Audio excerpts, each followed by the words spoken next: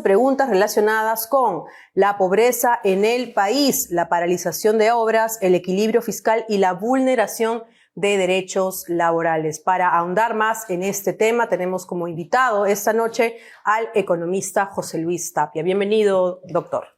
¿Cómo estás, Claudia? ¿Qué dices? Muy bien, doctor. Como ya lo he mencionado, se aprobó esta moción de interpelación y ahora el ministro va a tener que rendir cuentas de alguna manera. El ministro tiene falta de liderazgo, o sea, quiere decir que dentro del gabinete parece que las ideas que él propone no están siendo bien escuchadas. Por ejemplo, tú tienes ahí como 2.648 obras paralizadas, de los cuales ahí municipios se llega como 2.000 y tantos. Ahí nomás te está diciendo que la cifra grande es con los alcaldes, más que todo. Entonces el ministro parece que como no tiene, como bien ha dicho, no hay bancada del gobierno, entonces no tiene un liderazgo en el sector, sobre todo con los congresistas que representan a estas regiones que son las que más, digamos, deben ser atendidas, como por ejemplo, hay ciertos canales de regadío que hay que construir al costado de las pistas para que por ahí pueda surtir el agua para irrigar.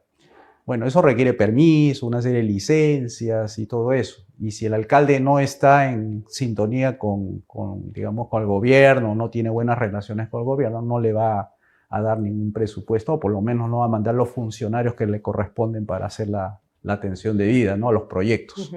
Y peor, que los proyectos vienen acá a los alcaldes y es todo un trámite con ellos, ¿no? No tienen capacidad ni siquiera en ese tema. Entonces, lo que veo es que el ministro es muy de gabinete, o sea, se sienta con los ministros y empiezan a deliberar, digamos, la política del gobierno en materia económica. Y lo que yo puedo apreciar es eso, justamente la falta de experiencia en el manejo político. No hay un plan de ejecución como tal, doctor. Claro, digamos que lo hay porque cada gobierno siempre hace un levantamiento de información, ¿no? Sino que lo que yo veo es que como él viene del norte, él ha sido presidente de un gobierno regional, si no me equivoco, Amazonas ha sido, entonces él viene con ese background de gobierno regional. Lo que no lo he visto es en materia de gobernanza a nivel municipal, donde veo que no llega, porque no tiene interlocutores del gobierno, no tiene partido. La señora, recuerden que ya se desligó de Perú Libre, entonces no tiene manera de cómo llegar el ministro. Entonces queda ahí en una suerte de limbo su participación, ¿no? O sea, ¿qué es lo que él puede hacer?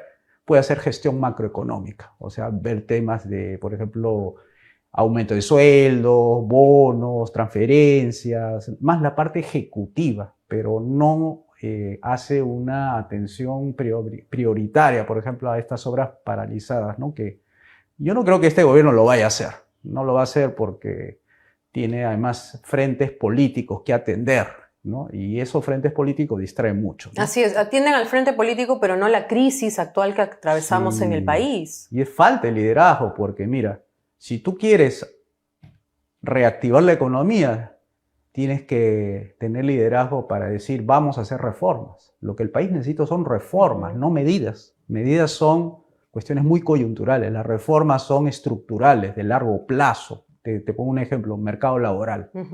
Mercado laboral tenemos el 85% que es informal. O sea, más o menos estás hablando de si tenemos 17 millones de una PEA, o sea, población económicamente activa, esos 17, 13 no están registrados en planilla. Wow. Ya, ¿cómo hacemos para levantar todo ese cepo, o sea, todas esas restricciones laborales que no permite ingresar a la gente a las planillas?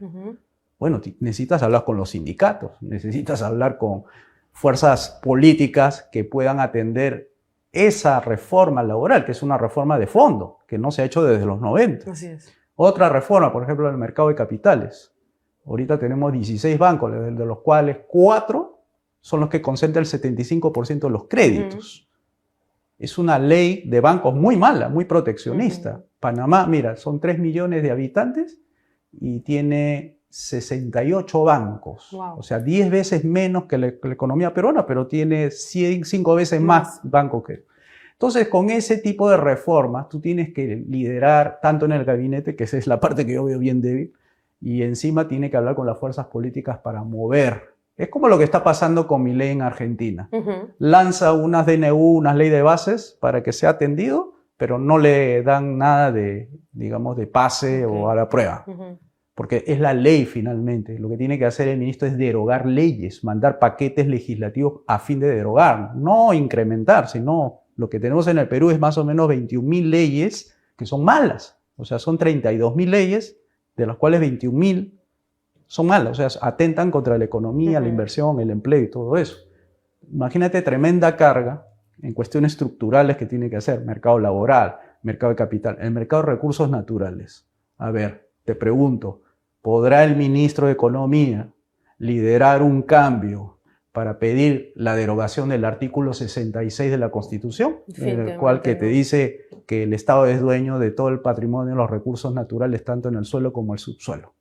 Eso requiere votación, requiere liderazgo. Pero si no tiene liderazgo, obviamente eso queda, pues, como usted ya lo ha mencionado, en el limbo. Sí. Si él ahora no tiene una participación activa, porque claro, vemos que lo hace de manera, como ya lo he dicho, de repente más administrativo, a un nivel que se entienda mejor la figura, ¿qué es lo que le recomendaría hacer? ¿Qué es lo que podría él, dentro de su escaso intento por hacer algo que no vemos nosotros los peruanos, que lo haga? ¿Qué es lo que él podría hacer de manera efectiva, aunque sea algo pequeño, que digan, bueno, pues no fue un saludo a la bandera, su postura como ministro, sino más bien trató, intentó y, aunque sea algo, dejó en evidencia de que sí lo hizo?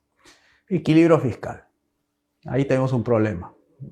Salió hace poco un ex ministro de Economía que está en el Consejo Fiscal que le decía al gobierno, señores, arreglen bien la situación fiscal, que se le está yendo de las manos, se está pasando del rango meta, era 2% y ustedes están ya por el 3 punto y tantos. Entonces, si no pone en orden la casa, es decir, si los gastos no le equilibra con los ingresos, entonces nos van a poner mala nota de nuevo. O sea, ya no los puso Fitch Rating, Standard & Poor's, donde calificó al Perú que estaba en una situación bastante delicada. Entonces, si va a seguir con eso desequilibrio, es decir, que los gastos superen a los ingresos, vamos a tener mala nota de aquí para adelante y eso tiene una repercusión en las tasas de interés. Cualquier persona que va al banco va a ver incrementado ahora su tasa de interés y no va a poder sacarlo barato. Entonces, ahí el ministro, ¿qué tiene que hacer? Tiene que, primero, hablar con todos sus ministros, de nuevo, liderazgo. Tiene que persuadirlo, decir, señores, ustedes de acá del Ministerio de Inclusión Social, no gasten por encima de este tope que le hemos puesto, y así. Cada ministerio tiene que tener su rango de no gastar más de lo que tiene. Y eso implica, pues, pelearse ahí dentro del gabinete y tiene que tener apoyo de la Presidente para hacer eso, ¿no? Porque si no tiene liderazgo, menos la Presidente va a quemarse con él. Ya casi se quema con el ministro de Economía, cuando dijo de que no tenía bancada y ya tuvo que salir a decir que realmente ella es amiga de todos, ¿no? Entonces, y sigue ahí el ministro, a pesar que lo han golpeado políticamente, sigue adelante. Entonces, ahí un tema de liderazgo, un tema de equilibrio fiscal, el otro es hacer las paces con Velarde, porque resulta que en la última reunión creo que de minería, si no me equivoco, dijo que no le iba muy bien al ministro en la parte política, como diciendo no le están haciendo caso, ¿no? Entonces le responde el ministro de Economía, yo creo que el señor Velarde tiene que atender a la solicitud del gobierno de que tiene que las tasas de interés bajarlas, porque bajando se hace más barato el crédito y la gente se podría endeudar y también las empresas, que ese es el rubro, digamos, que más le interesa al ministro. Entonces tiene que llevarse bien con Julio Velarde, ¿no? Sí o sí. Entonces, sí o sí, pues como dice. Y claro, Julio Velarde también, el presidente del Banco Central de Reserva, ha adelantado que para el 2025 la situación económica en nuestro país será tan igual a la de este año. ¿Es apresurado ya dar una visión como esa? Yo creo que va a ser peor. ¿Sabes por qué, Claudia? Porque recuerda que el próximo año es año electoral. Así es. Y eso ahuyenta, por lo general. Las inversiones se detienen en ese periodo. Estamos en un estado de ansiedad, de no saber qué es lo que va a suceder. Claro. Tú sabes que entre el riesgo y la incertidumbre, los empresarios escogen el riesgo, no la incertidumbre. Entonces, cuando ellos ven esas promesas de campaña que van a hacer a partir del próximo año, a partir de más o menos de julio, por ahí, entonces se va a detener las inversiones. Entonces eso le va a jugar un golpe duro en la segunda mitad del año. O sea, no en la primera tal vez todavía sea muy tranquilo ahí. Y eso va a tener repercusiones en los ritmos de inversión. Además, las promesas populistas que van a hacer, va a ahuyentar más todavía. O sea, lo va a ver más inestable al país. Entonces, yo creo que ahí va a tener que, bueno, el gobierno de Boluarte también pende un hilo. Totalmente. Es un tema ahí porque yo no entiendo bien cómo puede manejarse en un hilo así pendiente, porque ahora están hablando de si el que va a entrar como presidente del Congreso puede determinar si aceleran la caída de Boluarte, porque están jugando a si entra el señor el militar, no recuerdo su nombre, Unidad y Paz, Quiabra. No sé, es Quiabra. Y están jugando con otro bolo. ¿Cuál de los dos es el que puede ser el próximo presidente de la República, ¿no? Sí, sin alterar los calendarios. Se están jugando intereses personales, doctor. Sí. Definitivamente esa es la figura, duela que le duela. Y obviamente nosotros, como población, somos los verdaderamente perjudicados, sí, ¿no? No se piensa en el sector vulnerable de la población, más aún en la pobreza, que son los estándares que ahora alarman. Al 29% el crecimiento de pobreza monetaria en nuestro país. Doctor, ¿usted considera que el pedido de facultades legislativas que el ministro José Arista ha hecho al Congreso sea una buena idea, sea una buena opción? Si pide para hacer reforma, yo no le veo ningún problema, ¿no? Al contrario, debería pedir justamente para eso, reformas para hacer reforma, o sea, pedir facultades para hacer reformas, que eso es lo principal, porque acá se necesita hacer reformas en el plano político, por ejemplo. Tienes que reducir el tamaño del Estado, está demasiado alto. Luego tienes que hacer reforma económica, abrir todos los mercados, privatizar, desregular. Luego tienes la reforma educativa, que también tienes que elevar la calidad. Luego en la salud, es otro tema también. Y en la parte de pensiones. Esa parte de pensiones, ¿se va a caer esta nueva reforma? Porque yo veo una oposición terrible. Yo veo en todas las redes y todos están contra la reforma porque le están diciendo a la gente, así te vaya mal a ti el próximo año o los siguientes meses, no vas a poder retirar tu dinero para nada. Y es su dinero. Y eso es un problema. Yo no sé qué tienen las AFP en la cabeza. Se quiere... Y lo peor de todo es que ese comportamiento bastante egoísta de las AFP nos va a llevar a que hayan voces y dicen, bueno, como el sistema privado ha fracasado, me voy al sistema público. Vamos a potenciar la ONP y la vamos a convertir en una AFP estatal, pero eso sí va a haber una innovación ahí. Van a hacer que las cuentas sean individualizadas. O sea, van a copiar el modelo privado, lo van a estatizar, nos van a robar los fondos, porque eso es lo que va a pasar. Y ahí va a ser la AFP estatal, ONP repotenciada, y eso va a ser de aquí para adelante. Por culpa de las AFP, por no permitir abrir los mercados, hacer mercado libre de las pensiones, y eso nos va pues a poner otra vez la calificación de las... Negativa. Vamos a retroceder en lugar de ir avanzando y escalando peldaño a peldaño para mejorar nuestra situación en el país. De otro lado, también, doctor, es impresionante lo que está pasando en el Ministerio Público, porque ellos están, es preocupante en realidad, se está soltando, dejando en libertad a más de 6.000 delincuentes en lo que va de este año. Ya estamos en junio del 2024, ni siquiera a mitad de año, y ya tenemos estas cifras. Yo le presto atención, ¿sabes qué, Claudia? A la parte del presupuesto. Tú sabes que el presupuesto del Ministerio Público tiene una brecha del 76%. O sea, ellos han pedido 14.000 y le han dado 3.000. Y según lo que he visto ahí de los indicadores, es que ingresa a un ritmo más o menos de 10% cada año ingreso de casos.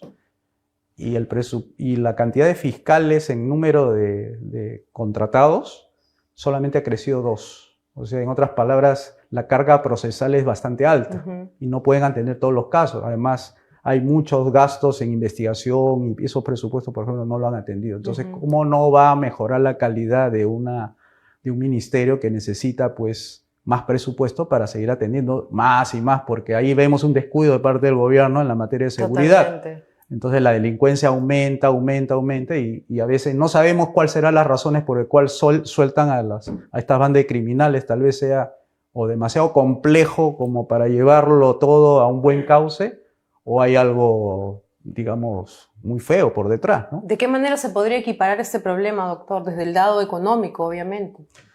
Bueno, ahí van a tener que quitar y poner, quitar de otros ministerios. Yo quitaría cultura, por ejemplo. Cultura, ¿qué aporta? Invierte 6 millones de soles en la película, que y ya películas sabemos, que tienen apologías al terrorismo y más, presuntamente, ¿no? Digámoslo de esa manera. Son varios millones, que no es poca cosa tampoco. Así es. Y así ir recortando, ¿no? Ministerio de Cultura, Ministerio, no sé, por ejemplo, el caso de los programas sociales. Tú sabes que de los programas sociales hay más o menos un 30% de filtración. ¿Qué significa? De que de 100 personas, 30 no deberían estar en la lista de recibir leche, quinoa, arroz, en los comedores populares, ¿no? Entonces, si tú arreglas ese 30% o reduces en 30%, tú tienes ahí varios miles, porque millones que están, digamos, siendo distribuidos de mala manera, ¿no? Así es. Entonces, ahí hay ahorros que se puede hacer el Estado para dárselo a la Fiscalía, que necesita mucha infraestructura, mucha logística, y seguramente su desempeño va a mejorar, ¿no? Y sobre todo también nosotros tenemos a la unidad de policías de la política, que es la DIVIAC, en donde hay 70 millones aproximadamente de soles de inversión, que en realidad son un gasto, porque tan caro nos cuesta investigar en este país actos de corrupción a personas del ambiente público. Bueno, es que, a ver, ahí hay una inversión de roles. Primero, tenemos que separar bien las cosas. Yo creo que lo que tiene que hacer el Ministerio del Interior no es politizar a la policía. O sea, está bien, pueden tener una comunicación normal, como debe ser un ejecutivo, y debería tener, creo yo, una autonomía más constitucional de parte de la policía, para que no se vea que el Ministerio de Interior es el jefe de la policía. La policía debe tener esos estándares constitucionales como lo tiene el Banco Central, que una vez que entra la meritocracia a jugar, puede salir buenos cuadros. Algo así tenemos que hacer con la policía. O sea, volver una isla de eficiencia. Pero para eso tenemos que hacer reformas, de nuevo. La reforma política comprende la reforma del sistema judicial, que tiene más o menos 3 patas, ¿no? Poder judicial, fiscalía y policía. Entonces tenemos que hacer esa reforma enfocada en la víctima, porque acá toda la justicia está enfocada en el victimario. Así es, en favor de la delincuencia, se dice con todas sus letras. Más preocupados están en cómo engordar al sujeto que va a estar en la cárcel, dónde lo van a poner. Entonces ese tipo de enfoque hay que cambiarlo por el de la víctima, porque la víctima finalmente pierde su familia, pierde a un hijo, pierde por la delincuencia y nadie está preocupado por eso, sino por el otro lado, ¿no? Definitivamente, doctor, hay muchas reformas que usted menciona que deberíamos establecer en el actual gobierno, que lamentablemente lo único que se preocupan ahora son en los dimes y diretes entre entidades, ¿no? Si el Poder Judicial dijo, si el Ministerio Público, si el Congreso, etc., etc., y no se ponen los ojos realmente donde deberían. Usted como economista, ¿qué es lo que le recomienda a la población para estos años de incertidumbre, sobre todo el próximo año, que es un año de campaña electoral? Que ahorren, lo primerito, ahorrar. Guarden pan para mayo, porque eso va a ser importante. No se gasten el dinero de la AFP, por ejemplo, ahorita que están retirando. Guárdenlo, porque la situación el próximo año no va a ser la mejor. Guarden, porque seguramente van a tener que pagar pensiones de colegio. Mira, el agua nada más que, según lo que tengo entendido, el atraso tarifario es como 10 veces. Wow. O sea, ¿sabes cómo te puedes dar cuenta de eso? Cuando tú te vas a los cerros y la gente compra agua en cisternas, exacto, y cuesta algo así como 10 soles. Sí. Y a nosotros esa misma cantidad nos cuesta 1 sol.